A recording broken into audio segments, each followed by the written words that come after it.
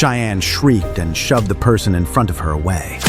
Then, she heard a familiar voice. "Cheyenne, it's me," a voice said. Her head snapped up, tears blurring her vision, and she saw it was Lucas. Cheyenne sobbed and threw her arms around Lucas, hugging him tightly. Tears streamed down her face, soaking the front of his shirt. Lucas didn't know what to say, feeling her warm tears seep through his clothes. He asked, "Cheyenne, what's wrong? Your dad should be home by now, right?" "You're back. Thank God. Dad just said you'd been beaten to death. I was so scared," Cheyenne said, burying her face in his chest, her words muffled by sobs. She didn't feel safe until she could feel the steady beat of his heart against her cheek. Lucas froze for a second, then realized she had run out in a panic because she was worried about him. A warmth spread through his chest. He gently placed a hand on her shoulder and said softly, "Hey, don't worry. I was in the army for years. A few thugs are nothing I can't handle." Just then, Cheyenne remembered what Lucas had told her. He was strong now, and a few street punks wouldn't stand a chance against him. She had just been so worried, and in her panic, all she could think about was him. Realizing she was still clinging to him, Cheyenne let go as if she'd been zapped by static electricity and quickly took 2 steps back. Her face flushed red, and she felt suddenly shy and embarrassed. A soft smile touched Lucas's lips. Seeing how much she cared about him made his heart feel full. But then he frowned, noticing she was standing barefoot on the rough cement.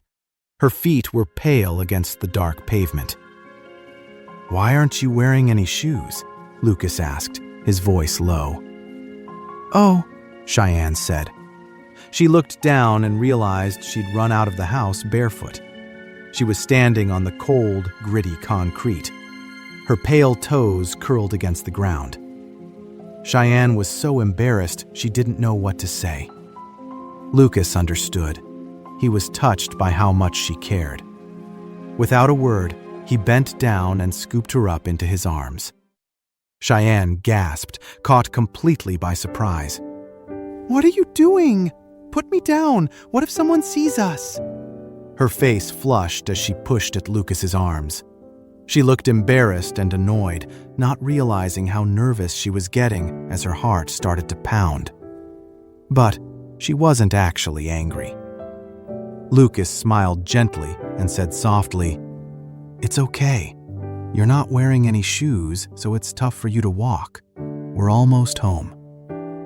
"Cheyenne!" Charlotte exclaimed from behind them, looking worried. She was holding a jacket and a pair of shoes. She had obviously chased after Cheyenne. When she saw Lucas, Charlotte's eyes widened in surprise. "Lucas, you're back too. That's great." It was only then that Charlotte realized Lucas was carrying Cheyenne bridal style. She couldn't help but gape in shock. Cheyenne was already feeling super awkward about Lucas carrying her, but now that her sister had caught them, she felt even more mortified. She struggled, insisting that Lucas put her down. "Charlotte, I'm so glad you're here. Quick, give me my shoes." "Oh, right."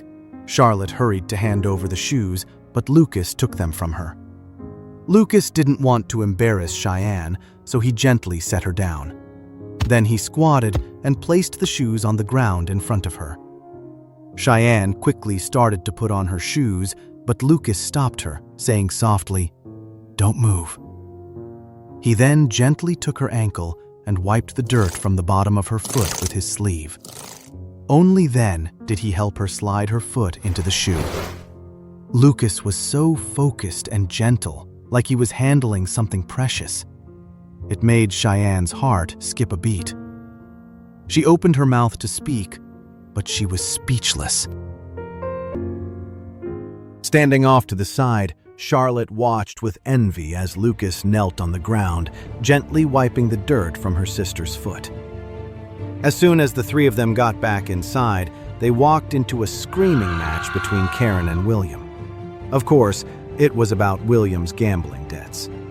William Carter, I can't live like this anymore. You're a good-for-nothing bum who just eats and sleeps all day, and you expect me to wait on you hand and foot. And now I find out you've been gambling behind my back. You lost hundreds of thousands of dollars. Are you trying to bankrupt us? You damn loser. You should be struck by lightning. What did I ever do to deserve marrying a bum like you? Oh my God, why don't you just go drop dead somewhere? Karen was furious that William had racked up hundreds of thousands of dollars in debt behind her back. And since they were married, she would be on the hook for it too. She was furious that she was being dragged down with him. Let's get a divorce. I can't stand to be with you for one more minute. I want a divorce right now, Karen screamed. William, completely fed up with her yelling, hollered back, "You witch, all you ever do is nag me. I'm fine now, aren't I? All your constant nagging and cursing is what gives me bad luck. You want a divorce? Fine. Who's scared? Maybe I'll finally get some good luck if I divorce you. You'll be the one to regret it." The two of them were still screaming at each other when Charlotte, Cheyenne, and Lucas walked in. When William saw that Lucas was perfectly fine, no missing limbs, not even a single bruise, he was stunned. But he quickly turned his back in a huff, refusing to even look at the son-in-law who never listened to him. Karen was stunned too. She muttered, "Didn't you say that good-for-nothing was already dead? Why is he back again? I really can't get rid of him." Seeing her parents' reaction, Cheyenne was furious. Charlotte was upset too, feeling like it was unfair to Lucas. Just then, a Cadillac suddenly pulled up to their house, and 3 people got out. Seeing the door was open, the 3 of them walked right in. Karen was fuming. When she saw the strangers walking in, she barked, "Who the hell are you? This is a private home. Get out of here now!" When William saw who walked in, his heart nearly stopped. The color drained from his face, and his legs turned to jelly. Hearing Karen yelling at them, his blood ran cold. He raised his hand and slapped her, the sharp sound cutting through the argument. "Shut up! Are you trying to get us killed?"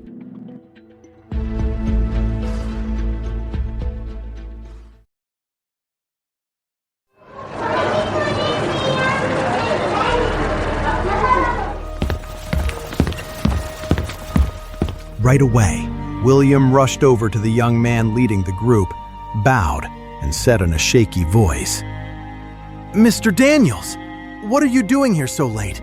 Is it because that loser didn't give you enough money? Don't worry, I'll make him give it all back to you right now. He disrespected you earlier, so feel free to do whatever you want to him. Please, just leave my family and me out of this. Karen had already figured it out. These were the loan sharks William owed hundreds of thousands of dollars to. She remembered William saying the guys from that club were savages, the kind who would kill you or maim you without a second thought. She quickly pointed a finger at Lucas. "Sirs, the guy you're looking for is right over there. Please, don't drag us into this. Besides, he's about to divorce my daughter. Once that's final, he won't have anything to do with our family anymore." When Cheyenne and Charlotte saw the guys from the club actually show up at their door, they panicked, wanting to tell Lucas to make a run for it. But hearing what their parents said made them want to scream. Their own parents were not only blaming Lucas for everything, but they were also throwing him under the bus just to save themselves. Cheyenne cried out, "Dad! Mom! Lucas was the one who brought Dad home! How can you treat him like this?" Watching how fast William and Karen tried to sacrifice Lucas, Daniels looked at them with pure disgust. This clueless couple really has no idea who their son-in-law is. If they did, they would never talk to him like that. Daniels walked toward Lucas, Cheyenne, and Charlotte. Even though they were scared, the sisters bravely stepped in front of Lucas. Cheyenne eyed Daniels cautiously and demanded, What are you doing? What happened today has nothing to do with him. Lucas was stunned. He never expected the two of them to jump in and protect him. More than just surprised, Lucas was genuinely touched. William and Karen were terrified of Daniels and his crew, but the sisters, who had clearly guessed who Daniels was, still had the guts to stand up for him. That kind of courage and loyalty was rare. Lucas gently patted Cheyenne's and Charlotte's shoulders and said with a smile, "Don't worry, it's okay." As he spoke, he stepped out from behind them to face Daniels. Smiling, Daniels pulled a check from his pocket and respectfully handed it to Lucas with both hands. "Mr. Gray, I am truly sorry about Mr. Carter getting hurt at the club earlier. This check for $380,000 and these health supplements are for him, as an apology." Daniel's words left all the Carters completely dumbfounded. They could hardly believe what they were hearing. Adding to their shock, Lucas said calmly, "The apology and compensation aren't for me." "Yes, Mr. Gray. My mistake.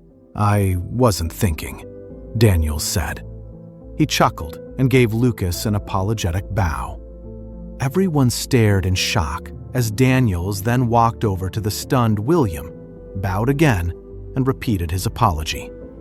Then he pushed the check into William's hand. Daniels then glanced at the two young men he brought with him. Without a word, the two young men dropped to their knees right in front of William and bowed their heads. They said in unison, "I'm sorry, Mr. Carter. We shouldn't have hit you. Please forgive us." William was so astonished he couldn't find the words to speak. Daniels was a big shot at the opulence, but here he was, bringing his guys to apologize. It felt like something straight out of a dream. William just stood there, completely dumbfounded. He couldn't believe it was happening. But Karen, getting bold at the mention of money, immediately snatched the check from William's hand.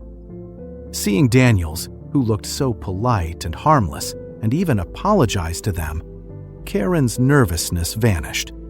She said haughtily, "We'll accept your apology this time, but if you dare to lay a hand on William again, we won't let it slide so easily.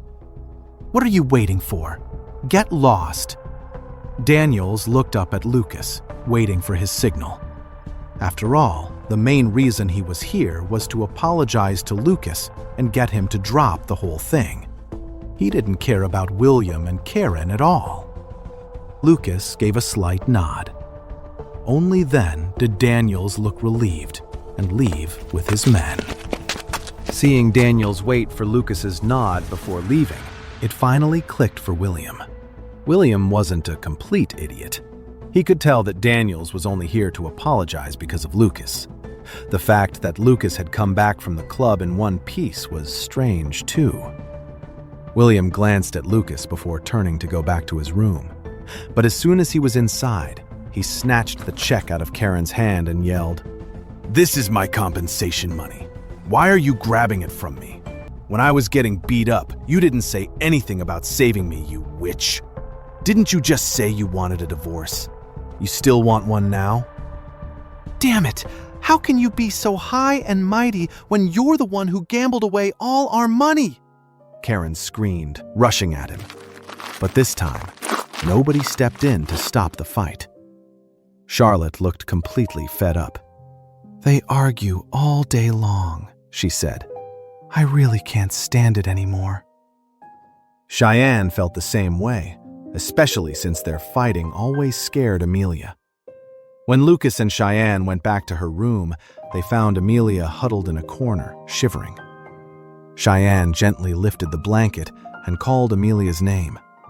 The moment she did, Amelia launched herself at her, wrapping her arms around her neck with tears in her eyes. "Mommy, I'm so scared," Amelia cried.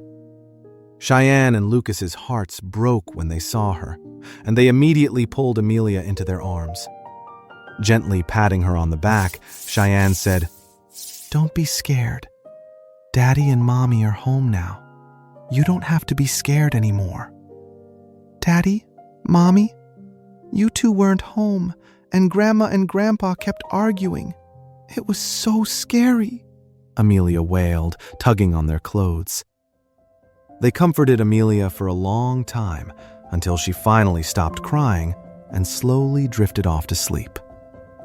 Seeing how frightened their daughter was left them both incredibly upset. Cheyenne suddenly said, "Lucas, let's move out."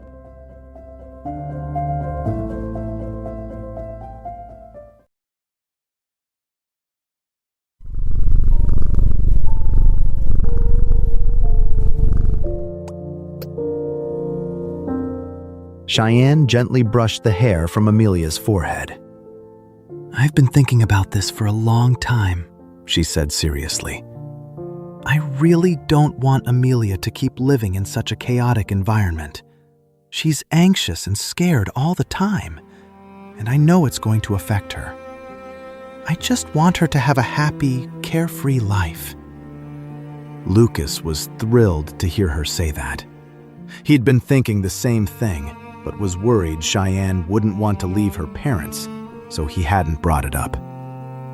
"Okay," he said. "Let's move Amelia to my lakeside villa tomorrow." Cheyenne started to nod, but then hesitated. "What about Charlotte? If we move out, she'll be left here all by herself. She's not going to be happy about that." Lucas wanted to suggest that Charlotte move into the lakeside villa with them, but he realized it probably wouldn't be right. Besides, knowing Charlotte, she would never agree to move in with them anyway. Lucas thought for a moment. What if all of us move? The villa is huge, with several wings. We could live in separate parts of the house. That way we won't have to hear them when they fight. The lakeside villa was enormous. It was the only home in the entire Pearl Lake area and was really more of a manor. It had several buildings, gardens, pools, and even its own docks. Cheyenne shook her head. "Even if we live in different wings, my parents will still make a huge scene when they fight. Let me think about it." "Sure.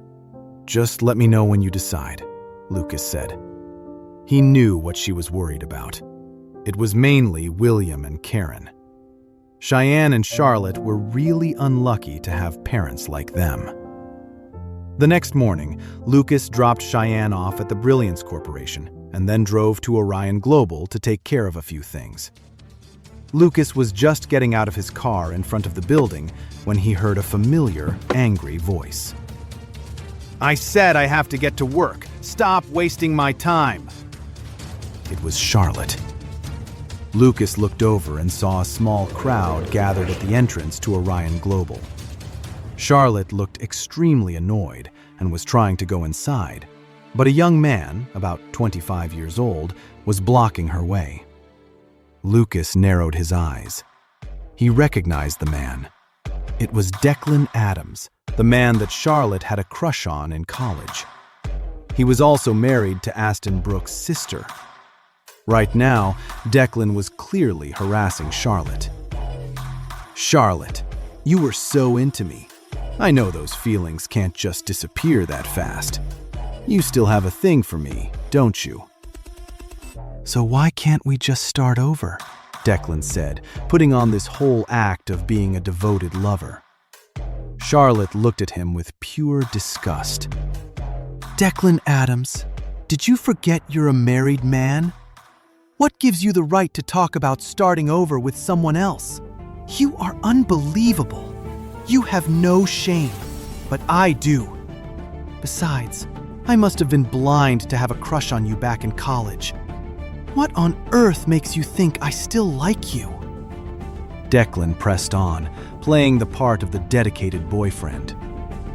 "Charlotte, I know you're just saying that because you're mad.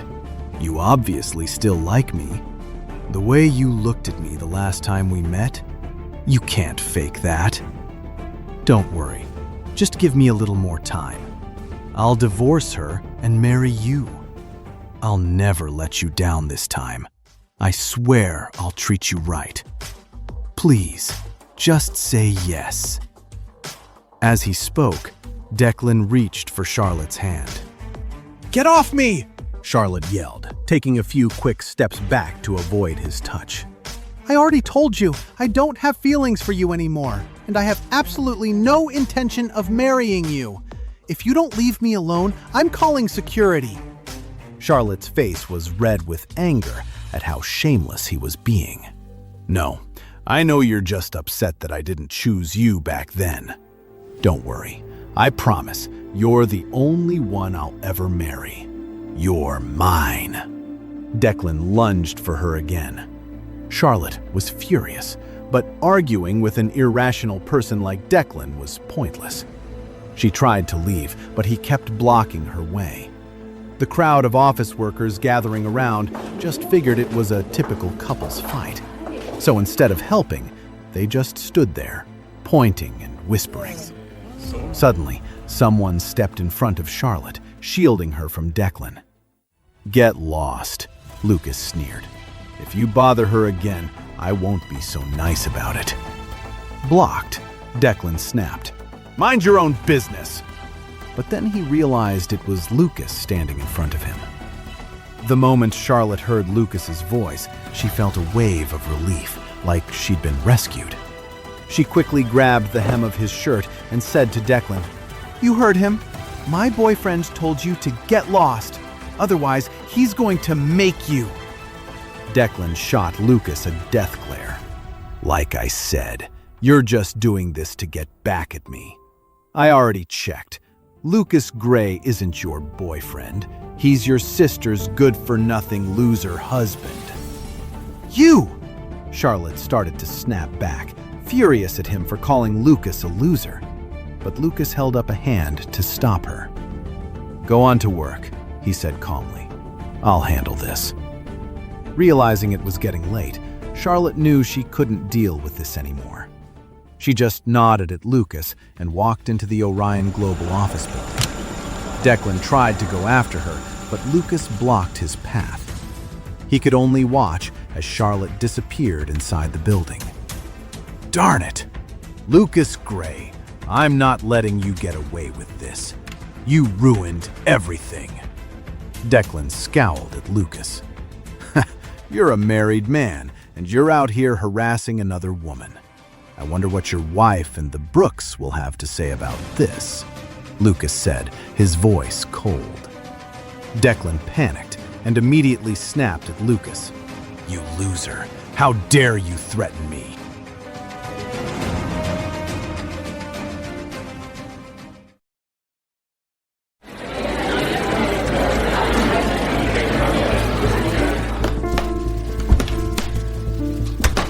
Lucas's expression didn't change a bit. He said, "If you hadn't come here to shamelessly harass Charlotte, I wouldn't have cared about your stupid problems. But if you dare to get any ideas about her, don't blame me for what happens next." Declan burst out laughing. "Who you think you are? What right do you have to stick your nose in my business? I'll do whatever I want. What are you gonna do about it?" Lucas sneered. "It seems like the Brooks really need to put you in your place." Declan flew into a rage. Although he wasn't technically living off Estelle Brooke when he married her, it was true that his family was nothing compared to hers. If it wasn't for his pretty boy charm that won Estelle over, he never would have married into a top-tier family. Because of this, the Brooks always looked down on him, and he could never hold his head high around them. Lucas's words had hit a raw nerve. Declan scoffed. "You're one to talk. You just married into a rich family yourself. Who are you to say that to me? At least I'm the son-in-law of the Brooks. What about you? You're not even worthy of shining their shoes." Lucas didn't waste any more words and just pulled out his phone to make a call. "Get a message to the Brooks in LA," he said into the phone. "Tell them one of their dogs is off its leash and barking in front of Orion Global.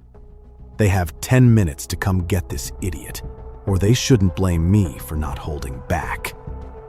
Declan's face twisted in anger. How dare he call me a dog off its leash? He even called me an idiot. He figured Lucas was just faking the call. He couldn't believe Lucas had the pull to order the Brooks around. "You're the dog. Your whole family is full of dogs."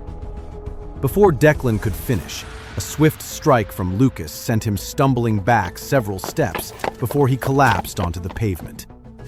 A trickle of blood appeared at the corner of his mouth, and he was left speechless. Staring down at Declan with a cold glare, as if looking at a dead man, Lucas warned, "Watch your mouth. If I find out you're bothering Charlotte again, I will make you regret the day you were born." After saying his piece, Lucas gave him one last cold glance and turned to leave without looking back.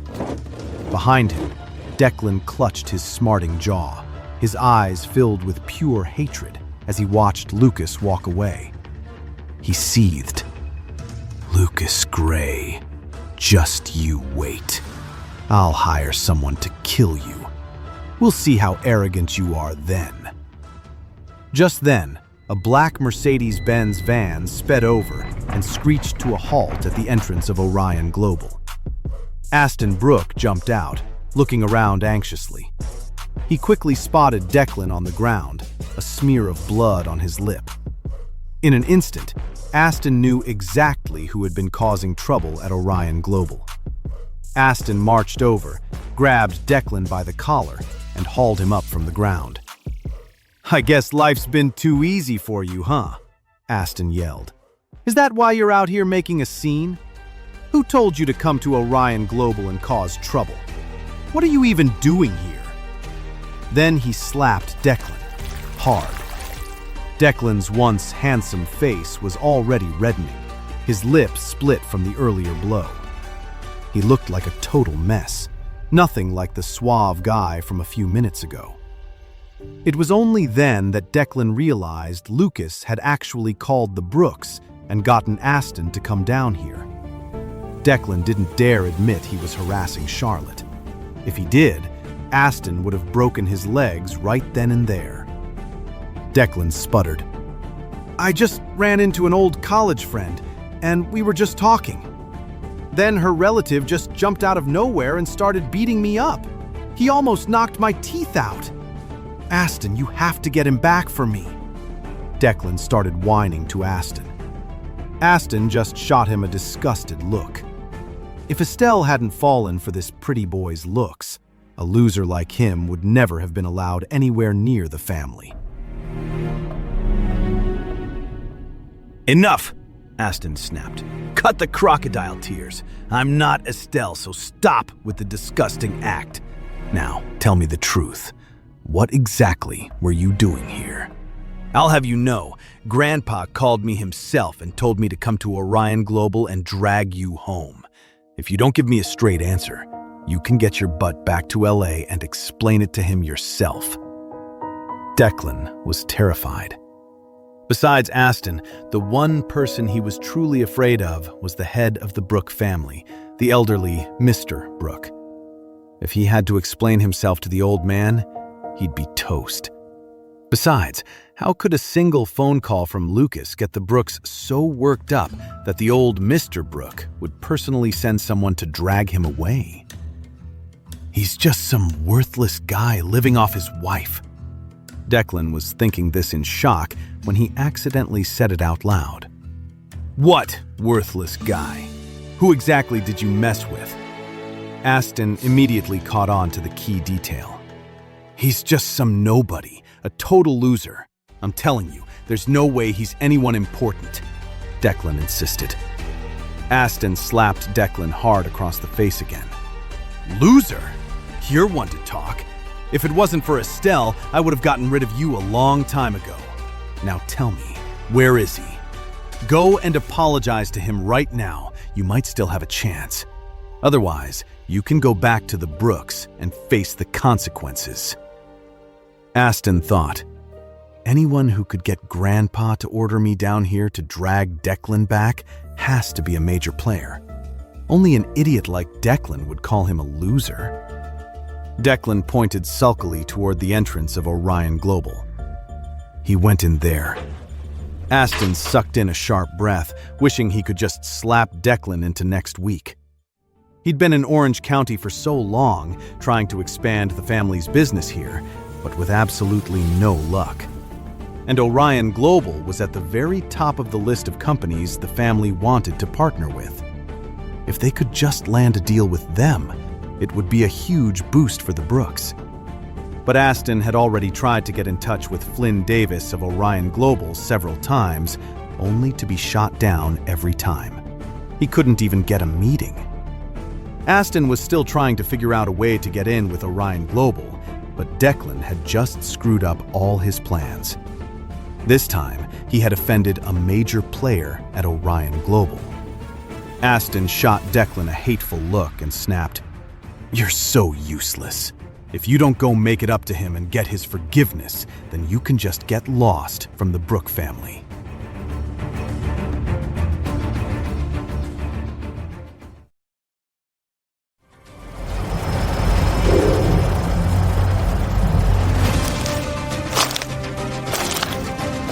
Right now, Lucas was already inside the Orion Global building, sitting in the CEO's office on the top floor.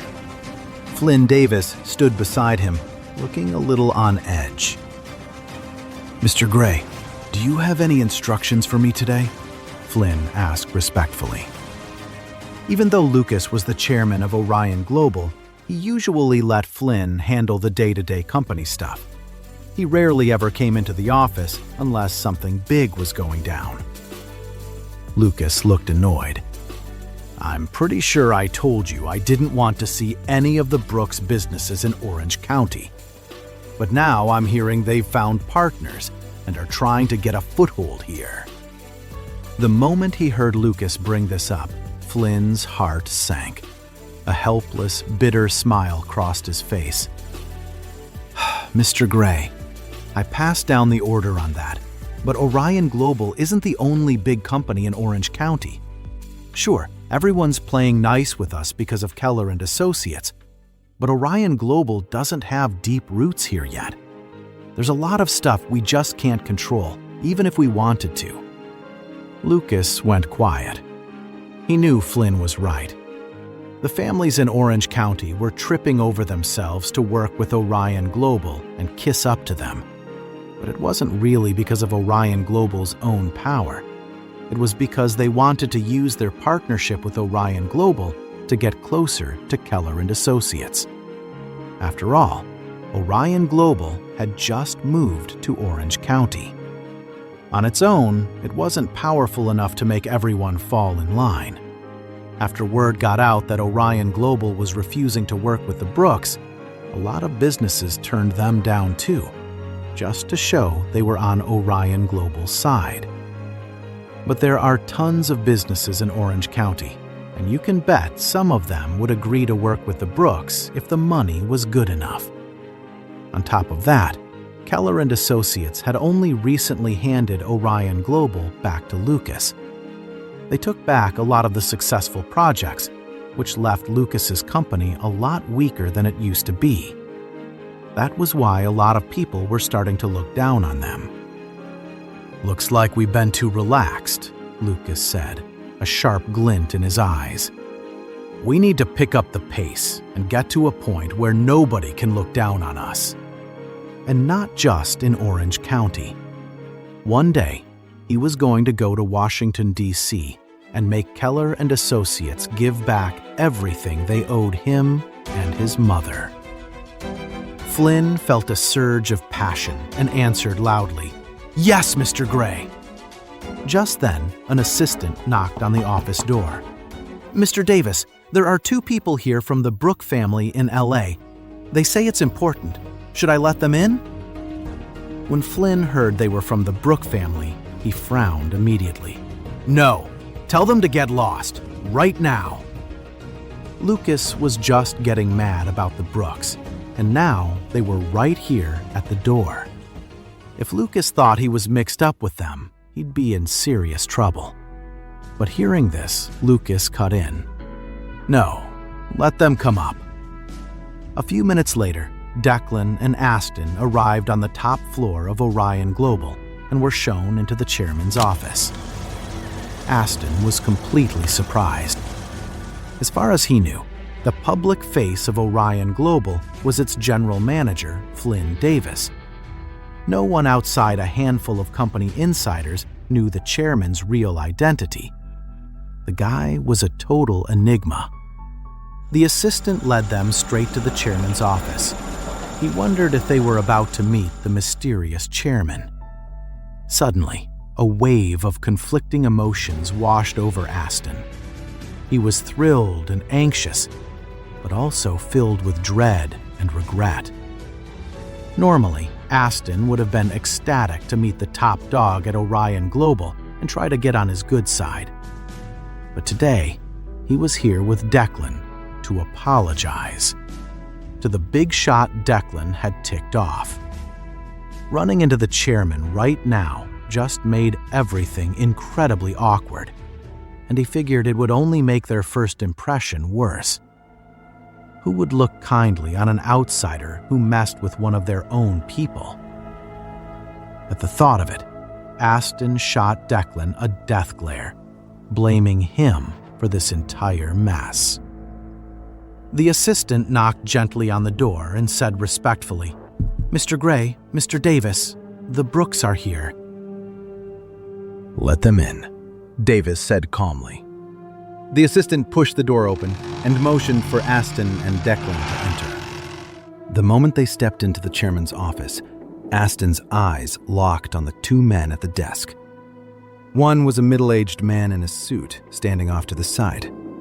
It was Flynn Davis, the general manager of Orion Global, whom Aston had met once before. The other man, sitting in the large plush chair, looked incredibly familiar. Aston was stunned. He stared at Lucas for a good few seconds before it finally clicked. He was in absolute shock. Even though Aston was worldly and knew how to handle himself in any situation, he was so stunned he could barely think straight. He just gaped at Lucas, completely speechless. Aston wasn't an idiot. He'd been raised as one of the elite Brookes, so he knew how things worked. Seeing Davis standing while Lucas sat in the main chair, the reality hit him like a ton of bricks. The chairman was Lucas. Lucas was the mysterious chairman of Orion Global. Aston never would have imagined it in a million years. Thinking about their past arguments and how he'd even tried to scheme against Cheyenne, a cold chill ran down his spine and he broke out in a cold sweat. The second Declan saw Lucas at the desk, he pointed a finger right at him. "Aston, I swear, all I did was get into a small argument with this loser. I didn't mess with any big shot." Aston slapped Declan hard across the face again and snarled, "You idiot."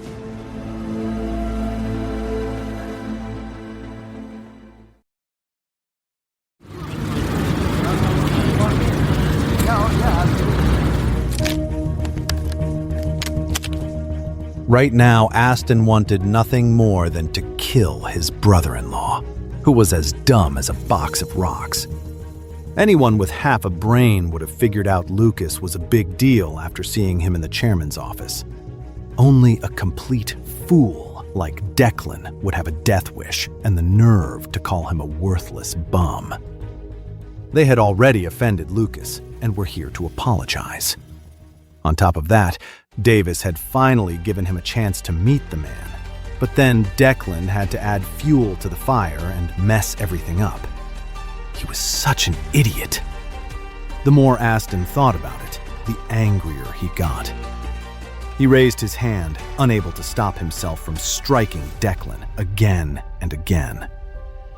After everything that's happened, you still have the nerve to talk trash about Mr. Grey. You fool! Are you an idiot or just blind? You've messed with Mr. Grey over and over. What are you waiting for? Get on your knees and apologize to him, now! Aston lashed out without holding back, forcing Declan to cover his head with his hands and beg for mercy.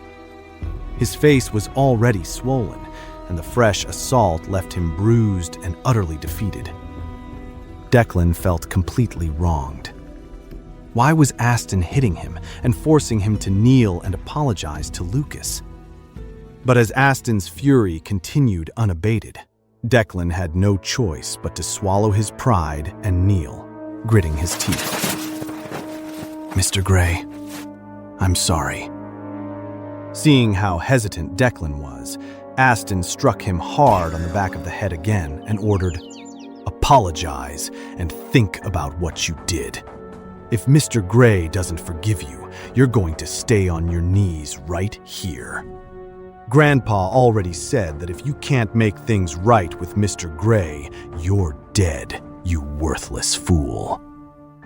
Declan immediately shivered with fear. He could tell Aston wasn't just putting on a show for Lucas, he was dead serious. If he couldn't get Lucas to forgive him, the Brooks would actually kill him. At that thought, Declan trembled from head to toe and dropped hard to the ground. "I'm sorry, Mr. Grey. I was an idiot and I disrespected you. I'm just a fool. Please, find it in your heart to forgive me. Please don't hold this against me." This time, Declan's apology seemed much more sincere. Lucas had been watching them without a flicker of emotion. He didn't even frown as Aston's assault on Declan grew more violent. At this point, Lucas finally gave a calm smile and looked at Aston.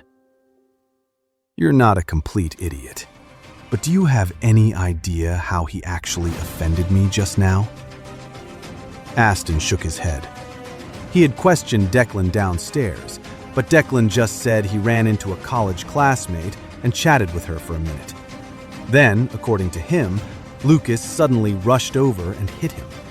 But it was obvious Declan was lying. Why would someone with Lucas's status beat up an idiot like Declan for no reason?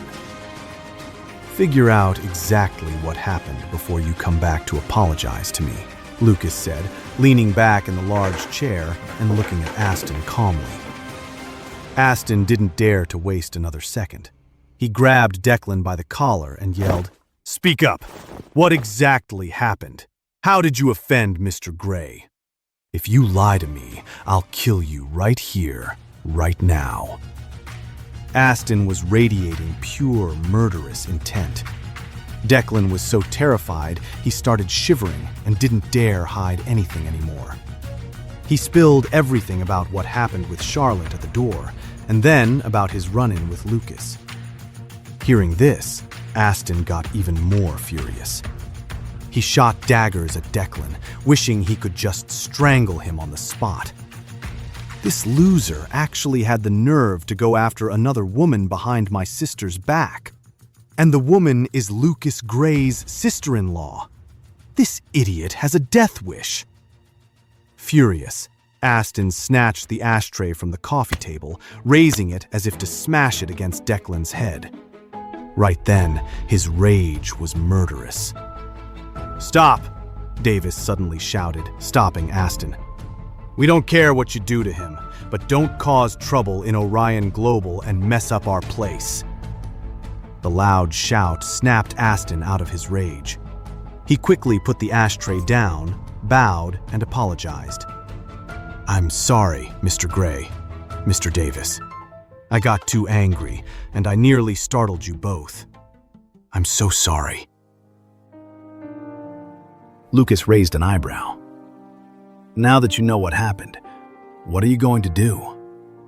Aston thought for a moment and said, "To show how sorry I am, And to make it up to you, my family and I are willing to leave Orange County and never set foot here again without your permission."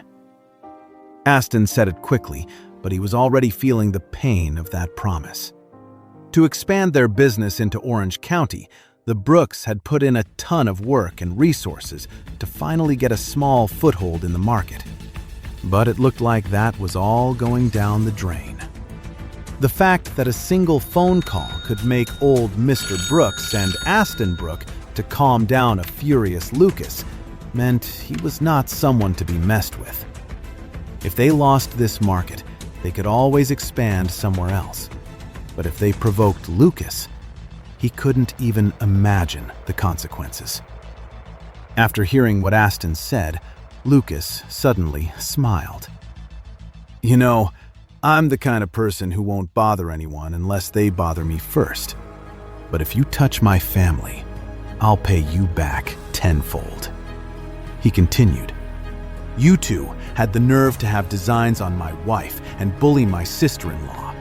Normally, there's no way I'd let either of you stay in this world." A cold sweat instantly drenched Aston's clothes, and his legs started to tremble.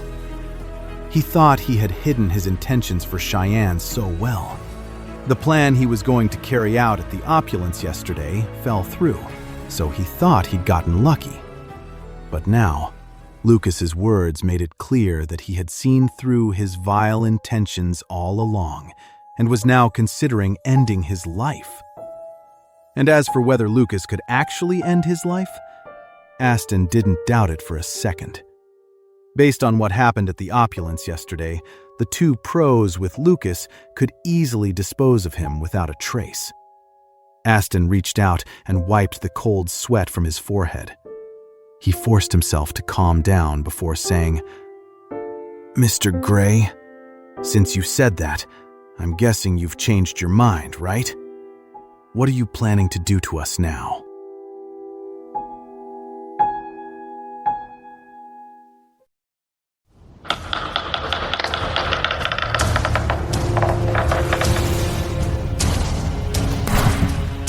No, don't kill me! If you kill me, that's against the law! Declan had been beaten to a pulp by Aston, and it took him a while just to think straight. When he heard Lucas say he wouldn't spare them, he started screaming.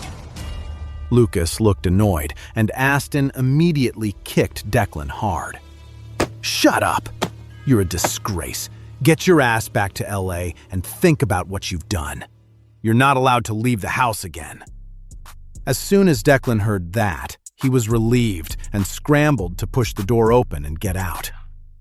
I'm sorry, Mr. Gray. We'll teach him a good lesson. He won't show his face around you or cause you any more trouble, Aston said quickly, hoping Lucas wouldn't get any angrier. Lucas had never really cared about a nobody like Declan anyway. He just got right to it. "It seems like you and your grandfather aren't idiots, so I'll cut to the chase. I can help your family expand into Orange County and bring you benefits you can't even imagine. But, in return, I want your family to pledge its allegiance." Lucas's words completely caught Aston off guard. The thought that Lucas wasn't planning to punish them or kick them out of Orange County, but was instead offering them a deal, was stunning. Did this mean he wanted to cooperate with the Brooks? Aston was ecstatic. If they could partner with Orion Global, which had the backing of the Huttons, it would mean incredible things for the Brooks. But what did he mean by pledge allegiance? "Mr. Gray, what do you mean by pledge allegiance?" Aston asked carefully. Getting the support of the Huttons through a deal with Orion Global would be amazing. Lucas chuckled. "I mean, I want the Brooks to pledge their allegiance to me." Aston's eyes widened in shock as he stared at Lucas's casual expression. Then, Lucas told him a few things that left Aston even more stunned. The plans Lucas laid out were unbelievably bold and crazy. On top of that, Who Lucas really was came as a complete shock.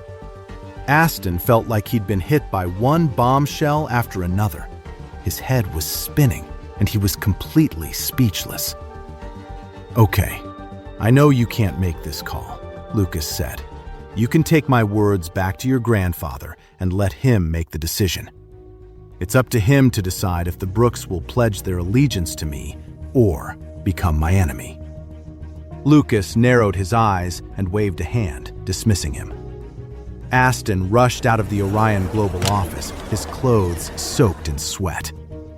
The things Lucas had just said were too important to ignore. The choice seemed simple on the surface, but the entire future of the Brooke family was riding on it. Since Aston couldn't possibly make this decision himself, he drove straight back to LA to tell his grandfather everything. After Aston rushed out of the chairman's office, Davis couldn't help but ask with a worried look, "Mr. Gray, what if Aston Brooke goes to Keller and Associates and tells them what you just said? Wouldn't that put you in a really bad spot?" Lucas shook his head. "No, they're not that stupid.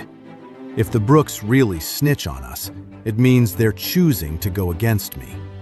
Keller and Associates probably won't give them much in return, but they'd have to face me. They wouldn't dare take a risk that big. Besides," Lucas added with a commanding presence, "even if they do decide to snitch, what can Keller and Associates really do to me?" Even though Keller and Associates was a name that struck fear in most of DC, they meant nothing to Lucas. Davis quickly got over his shock. It made sense. Lucas was a member of the Hutton family after all. In fact, the very first day he'd gotten back to Orange County, Chad Kennedy, the head butler for Keller and Associates, had found Lucas and asked him to return to DC to take over the Hutton empire. But Lucas had turned him down flat. So yeah, Lucas had every right to be dismissive of Keller and Associates. Davis didn't know the full extent of Lucas's power, but he knew for sure that Lucas could pull off his plan. "In a little bit," Lucas instructed, "have a few companies reach out to the Brooks and agree to work with them. We'll call it a small gesture of goodwill from me." After giving the instructions, Lucas suddenly remembered something else. "Also, Charlotte's a good person and she's smart. Start training her up as soon as you can. Get her ready for a leadership position." Lucas was short on people he could rely on, especially people he could trust completely. And since Charlotte was Cheyenne's sister, he knew he could trust her. He was sure that with the right training, she'd be a huge asset. "Yes, Mr. Gray," Davis agreed with a nod. As Lucas was heading downstairs to leave the building, he bumped into Charlotte. "Lucas, are you okay?" Charlotte asked, looking worried. "I just saw that jerk Declan Adams go into the office with Scarlett's boyfriend. They went up to the top floor to see the general manager. They didn't give you any trouble, did they?" Charlotte had seen what Lucas was capable of, so she wasn't worried that a lowlife like Declan could do anything to him. But if other people got involved and started causing problems for Lucas, it might be a different story. "It's fine," Lucas said with a small smile, not offering much detail. "The guy with Adams was actually his brother-in-law. Adams got roughed up pretty good a little while ago, so he won't be bothering you again." Charlotte let out a breath of relief. "Serves him right. The guy's married and he's still acting that shameless. He deserves to get totally wrecked by his wife's family." After celebrating for a moment, her expression turned to confusion. "But what are you doing here, Lucas?" "I just stopped by to talk to Mr. Davis about something," Lucas said. "Wait, you know the general manager?" Charlotte asked, even more surprised. Lucas said casually, "Yeah, we met a while back. We have a connection.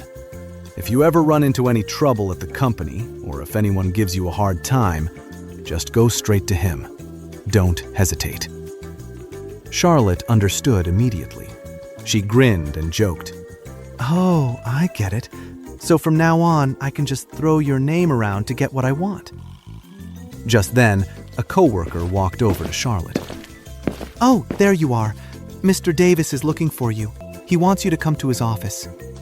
Startled, Charlotte pointed a finger at her own chest in disbelief. Me? Yeah, you. Are there any other people named Charlotte Carter working here? Now hurry up and go, her coworker urged.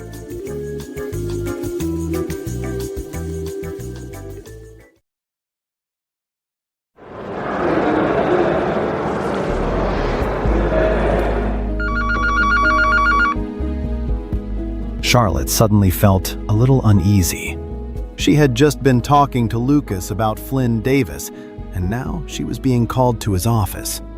She was just a new hire and had no idea what they could possibly discuss. Lucas smiled. "Don't worry, it's not going to be anything bad." Remembering that Lucas had just said he knew Davis, Charlotte felt a bit calmer and headed to Mr. Davis's office upstairs. Charlotte said, Mr. Davis, you were looking for me? Honestly, facing Davis still felt a little awkward.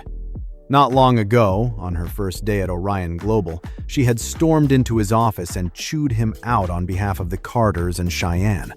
So, she felt embarrassed every time she saw him. "Charlotte, come in and have a seat."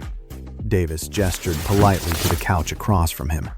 He even poured her a cup of tea and set it down next to her. Charlotte was completely surprised and flattered. She quickly stood up to thank him. "Charlotte, I asked you here today because I've noticed your excellent performance at the company," Davis said, getting straight to the point. "I'd like to mentor you by having you become my assistant and help me manage the company's day-to-day operations." Charlotte was stunned. Being Flynn Davis's assistant, the assistant to the general manager, meant having a level of authority most people could only dream of. It was practically unheard of for a rookie like Charlotte to be offered such a high-level position. Charlotte was shocked. But after a moment, it all clicked. She asked, "Are you doing this because of my brother-in-law?" Lucas had just told her about his connection to Davis. Now, here was Davis, offering to make her his assistant and train her. It was the only thing that made sense. Davis looked a little surprised. "Has he told you everything?" Charlotte replied, "Yes, Lucas just told me you two are old friends and that you'd look out for me because of him." Davis almost thought Lucas had already told her he was the chairman of Orion Global. It seemed like he hadn't revealed that part. He had almost let the cat out of the bag himself. He cleared his throat. "That's right. He and I go way back, and he's helped me out a lot. I wouldn't be where I am today without him. Of course, I'm not just offering you the assistant position because of my connection to him. You're very capable and have a lot of potential." Charlotte thought about it for a moment, then shook her head gently. "Thank you for the opportunity, Mr. Davis. I just started here and I'm still learning the ropes. If I suddenly became the general manager's assistant, a lot of people would have a problem with it, even if they didn't say it out loud. I don't think I'm ready for it myself, but I really do appreciate the offer." Charlotte politely turning him down really surprised Davis. Most people would be thrilled about a sudden promotion, but Charlotte was seriously wondering if she was even cut out for the job. Davis said, "Look, you don't have to worry. I have more than one assistant. When you start, I'll have someone walk you through everything until you're up to speed on the company's day-to-day operations." He continued, "And don't worry about what other people think. This is my call. If I hear anyone gossiping, they're fired on the spot." Davis did his best to convince her. After all, this was an assignment from Lucas. Besides, Davis figured he could train a new assistant easily enough. She didn't need to worry about criticism. She would be his assistant, and she'd only have to answer to him. so what other people thought didn't matter. Charlotte quickly shook her head. Mr. Davis, I know you mean well, but I want to earn my promotions. I want to get ahead based on my own merit. I wouldn't feel right about it otherwise. Besides, I can learn a lot by starting from the bottom. When I've proven I'm good enough for a promotion, you'll be the first person I come to, Charlotte said with a smile. Seeing how determined she was, Davis knew he couldn't push it. All right then. Since you want to stay in an entry-level position to gain experience for now, I'll make sure you're put on more projects. That shouldn't be a problem, right? No problem, Mr. Davis. I promise I'll complete every task you give me, Charlotte replied with a confident smile. Meanwhile, Aston rushed back to the Brooke family home in LA as fast as he could. The second he got home, he raced to find Andrew Brooke, the head of the family. Why are you in such a rush? Andrew asked. He couldn't help but frown, seeing how hurried his grandson was. He asked, Did something go wrong in Orange County? Did you fail the task I gave you? Aston quickly shook his head. I followed your orders. I apologized to the person Declan Adams offended. But there's something else. Something huge that affects the future of our entire family. Is that right? Aston's words caught Andrew's attention, and his expression turned serious. Tell me, quickly, what is it? Aston immediately told Andrew everything about Lucas's identity, his plans, and his demands. Stunned, Andrew said, Lucas Gray is the chairman of Orion Global in Orange County and a descendant of the Hutton family from D.C.? Aston nodded. That's right. If he hadn't revealed his identity with the general manager of Orion Global right there as a witness, I never would have believed it. Lucas Gray keeps a really low profile in Orange County. Almost no one knows who he really is. They just think he's some live-in son-in-law. His father-in-law is always calling him a good-for-nothing. It's clear that even his own wife's family has no idea who he is. And yet, he chose to tell you who he is, and he laid out his plans for you without holding anything back. That just shows this Lucas Gray is bold. He's not worried about us leaking his secrets, Andrew said in a deep voice, stroking his beard. Aston nodded quickly. Yeah, he doesn't seem scared at all that we might rat him out. He even wants us to pledge our loyalty to him. Grandpa, what do you think we should do?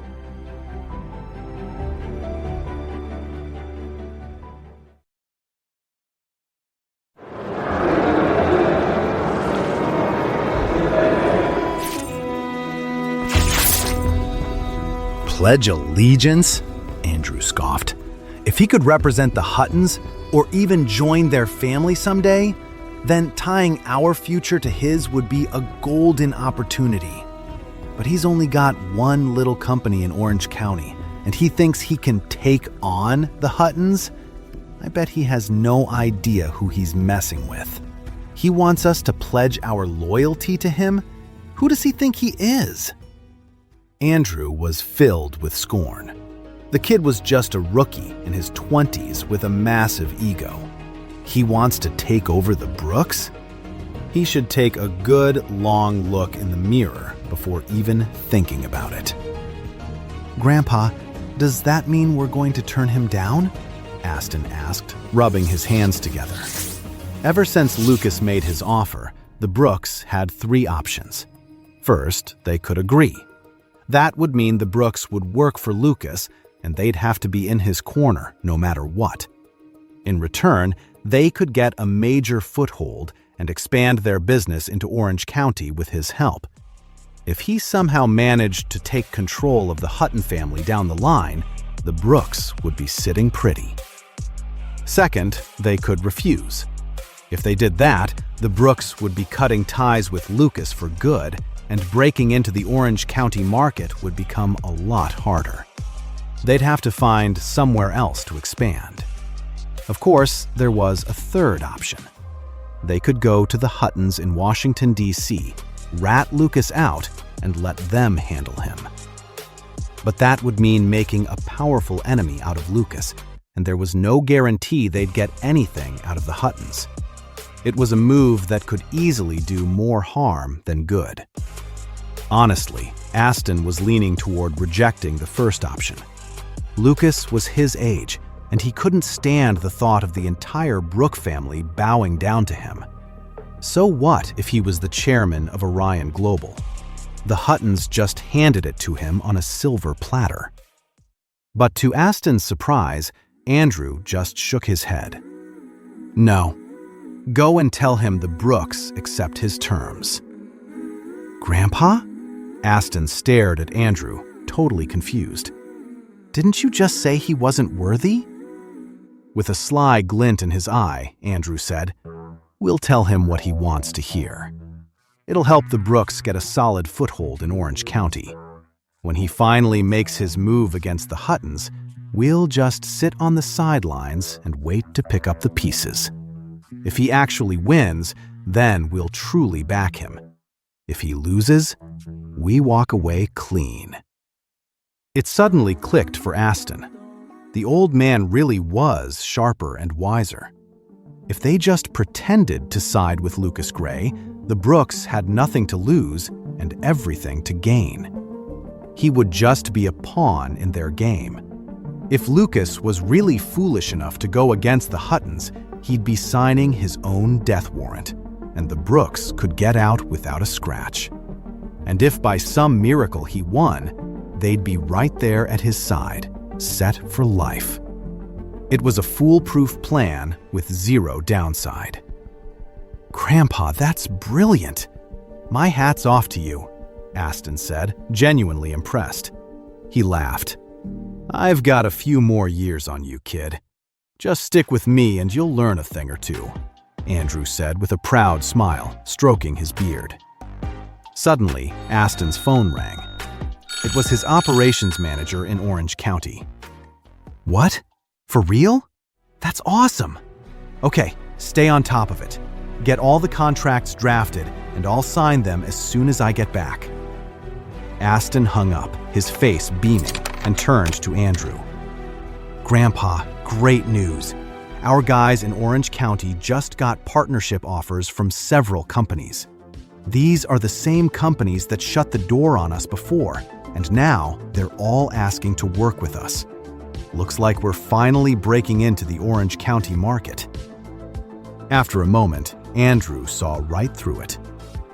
Looks like Lucas Gray doesn't waste any time.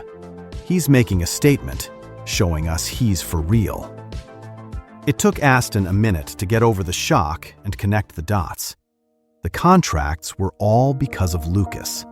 The same companies that had shut the door on the Brookes were obviously doing it on Lucas's orders. And now that he wanted to bring the Brookes into his fold and make a good impression, of course they'd all come running with offers. Lucas Gray really is a powerhouse. Andrew seemed intrigued. All right, this kid is definitely interesting. He's smart enough to make the first move, so we shouldn't just ignore it. Aston, head back to Orange County right away and get the Solar Corporation branch set up. Put $5 million into it and cut Lucas Gray in on some of the shares. But make sure the Brookes keep 51%, and we hold all the operational and decision-making power. Got it?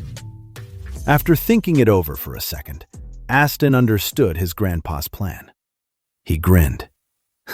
Don't worry, Grandpa. I'll make sure we squeeze every last drop out of him. Later that afternoon, Lucas got a package of documents that Aston had Davis deliver. Inside were a few contracts and some equity transfer papers. They spelled it out clearly. 49% of the shares in the Solar Corporation's Orange County branch were being transferred to Lucas. Mr. Gray, it looks like the Brookes are smart enough to play ball, Davis said. They've handed over almost half of the company's shares. Seems like a genuine offer. You really think they're just giving me a huge gift out of the kindness of their hearts? Lucas scoffed, slapping the documents down on the table. Davis looked confused. He flipped through the papers again and asked, "Is there something wrong with the shares?" Lucas said, "There's nothing wrong with the shares themselves. But this company is just a brand new shell corporation. It has no real assets beyond the initial investment money. The Brooks are just trying to use us to get a foothold in Orange County." It finally clicked for Davis. On the surface, it looked like the Brooks were giving Lucas a massive gift. But in reality, they were just trying to piggyback on Lucas's influence and the power of Orion Global to rake in more profit for themselves. That sly old fox Andrew Brooke must be the one behind this, Davis said. They're trying to look generous while setting themselves up to take all the rewards. It's clear the Brooks can't be trusted. Lucas sneered. Well, they made their choice. They shouldn't be surprised when I don't play nice with the Brooke family from now on.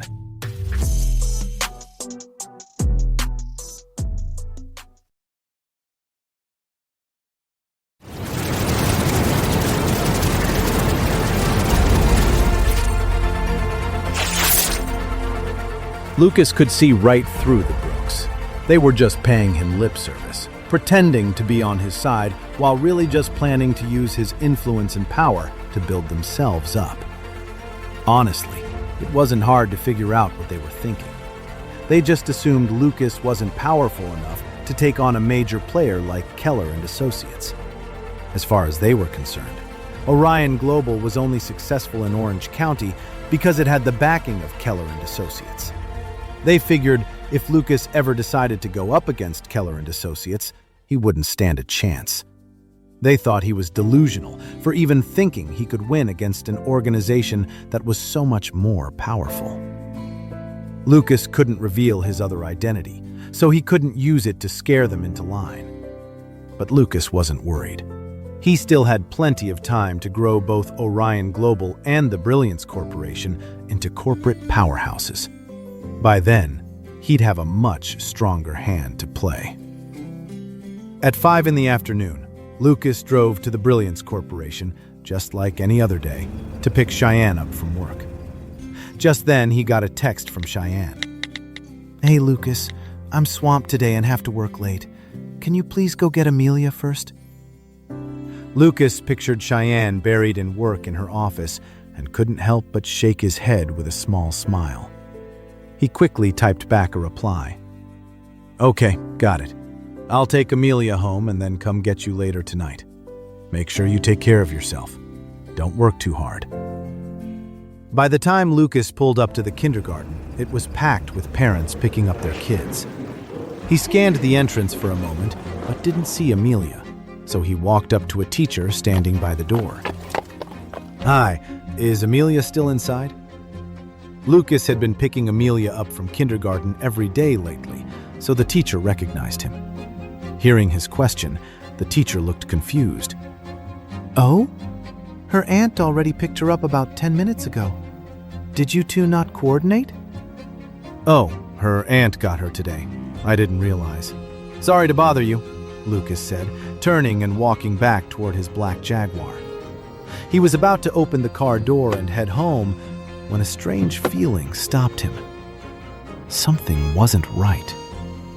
He and Cheyenne were the ones who always picked Amelia up. He knew Charlotte wouldn't just show up and get her without letting one of them know. Besides, Cheyenne had just texted him, telling him to pick Amelia up. It made no sense that she would have also asked Charlotte to do it. With that thought, Lucas immediately grabbed his phone and called Charlotte. "Did you just pick up Amelia from the kindergarten?" Charlotte sounded surprised on the other end. "No, I'm still buried in work at the office. I haven't even left yet. Lucas, do you need me to go get her? I can pack up now and head over." He could hear the clicking of a keyboard in the background. She was definitely still at her desk. Lucas's heart skipped a beat. A chilling sensation washed over him, like he'd been plunged into ice water. An icy aura suddenly radiated from him, and a dangerous glint appeared in his eyes. "Lucas?" Charlotte asked, breaking the silence. Lucas took a sharp breath, his fists clenching at his sides as he fought to keep his voice steady. "Oh, okay. If you're busy, just stay there and finish up. I'll go get Amelia." Lucas turned and took a long stride toward the teacher. "Miss Moore, you said Amelia was picked up by her aunt? Are you sure it was her aunt?" Miss Moore thought for a moment. "Yes, it was Amelia's aunt. Amelia even called her that. But it wasn't Miss Charlotte Carter. I even checked with her, and she made a phone call right on the spot. She said your wife sent her to pick Amelia up. That's why we let her take Amelia." Lucas's expression grew darker, and Miss Moore couldn't help but feel a little uneasy. "Mr. Gray, is something wrong?" Lucas clenched his jaw. "Does this woman have long, curly hair and some scratches on her face? And a mole on her right eyebrow?" Miss Moore nodded. "Yes, she was wearing a mask at first, but she took it off later. The corners of her mouth and her face were red and swollen, but she said it was from a food allergy. But the mole on her eyebrow was pretty noticeable, so I remember it very clearly." A wave of fury washed over Lucas, his face twisted with rage.